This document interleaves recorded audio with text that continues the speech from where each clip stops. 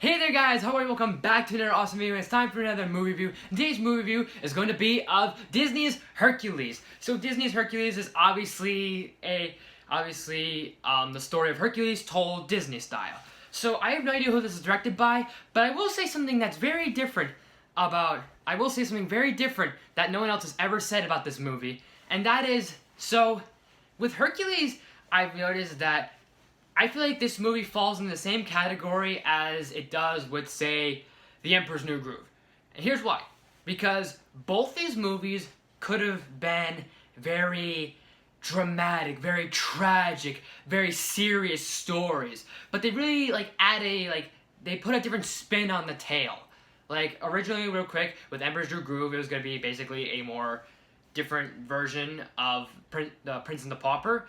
And it turned into what we know as Emperor's New Groove.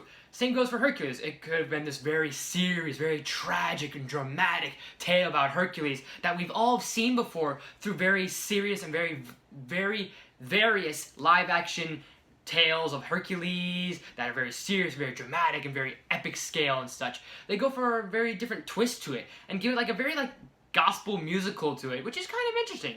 And it's definitely got a lot of fun, a lot of colors to it, so definitely makes it very different from other variations, make it kind of unique in a sense. And speaking of Hercules, let's talk about Hercules. So Hercules, in comparison to all his other variations we've seen through years of cinema, he's a little more inspiring. He's a little bit more, he's got a little bit more of a dream. He dreams of kind of being no longer this outsider and kind of wanting to be with basically his family, who are the gods. And that's kind of interesting.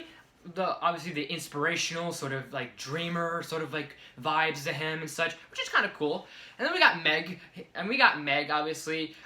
She's just very different and unique compared to she's not your titular damsel in distress, your titular Disney princess. Hell, she's not even a Disney princess, which I actually give a lot more credit to her character and the actress who voices her. And she just has this really interesting personality of the fact that she's very tough, she's cool, she's chill, and kind of a bit of she's seen it all, but yet she's still got a soft spot in her. And I like the little detail that they give of the fact that she has a story that's worth telling, basically kind of her backstory.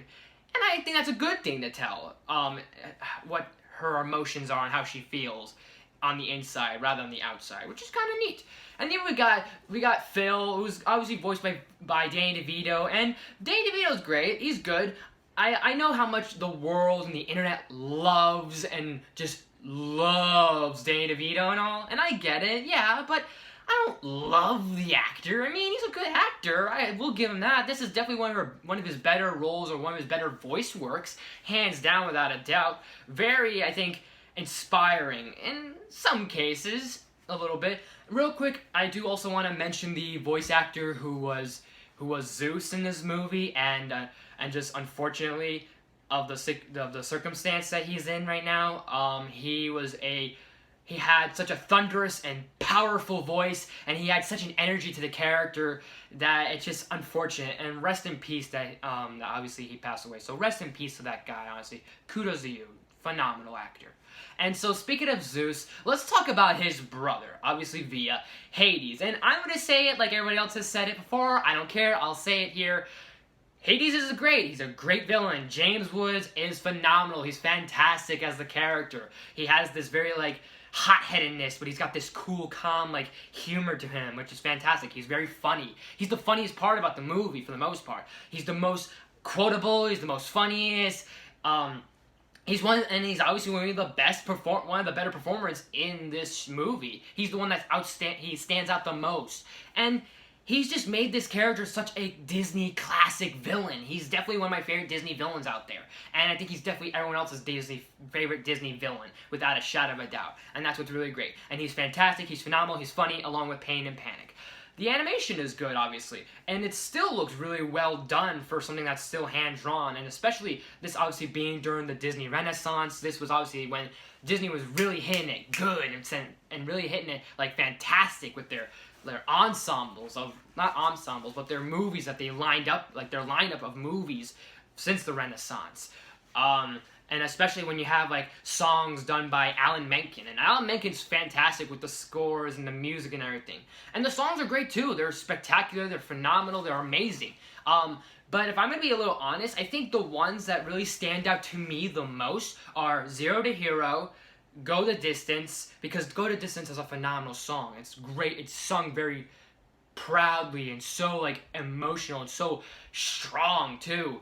But anyways, definitely Zero to Hero, Go the Distance, and I Won't Say I'm in Love. Those are, for me, those are the highlights of the songs. Like, don't get me wrong, all the other songs are great, they're good, but I really prefer those three out of the entire bunch. Like, those are my favorites. I'd definitely put in terms of if I were to rank, I guess, the songs, I'd probably put those in the top three. And everything else is still fine. It's just, I prefer those. I feel like those stand out the most in terms of either the vocals, the chorus, the scoring, or just the all-along lyrics and music. They're both phenomenal. They're great. They're the most ones that people sing the most, so you gotta give that props. And as much as I adore this movie and I love this movie, I kind of will say that this movie does have a few tiny nitpicks here and there, but nothing too extravagant that's gonna really devastate the film. It's just a few little nitpicks. Like, I get it in terms of Hercules' character in this movie. They go for that cliche that he's misunderstood, he's a freak, he's an outsider, he's an outcast. But I don't know, I just feel like it's kind of a bit annoying a little bit in the beginning, like very clunky. Like, it's a mix of like, okay, you get the emotional side of it, but it's kind of stupid when everyone's like basically pointing the finger at him and calling him a freak and calling him things like Hercules. It's like, I don't know, just, if I was Hercules, like, I get it, he's supposed to be a nice guy, but if I was Hercules, I would have wanted to punch somebody, because, literally, like, why mess with this kid? Because he could literally just knock you out, and you'll be dead, you'll be out cold dead.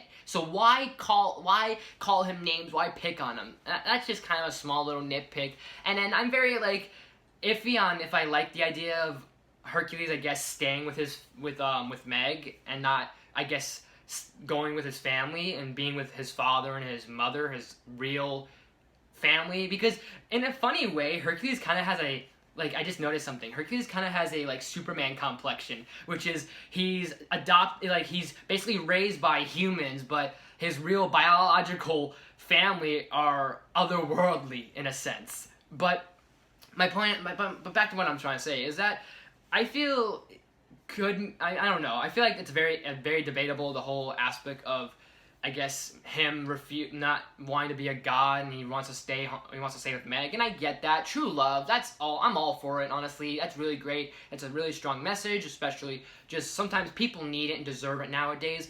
But I feel like part of me is thinking to myself, is there a way that they could have ran past it where they could bring Meg to, like, Olympus? Like, wouldn't she be, like, if she marries a god, wouldn't that make her a goddess or something like that? Kind of like how when you marry royalty, you become royalty.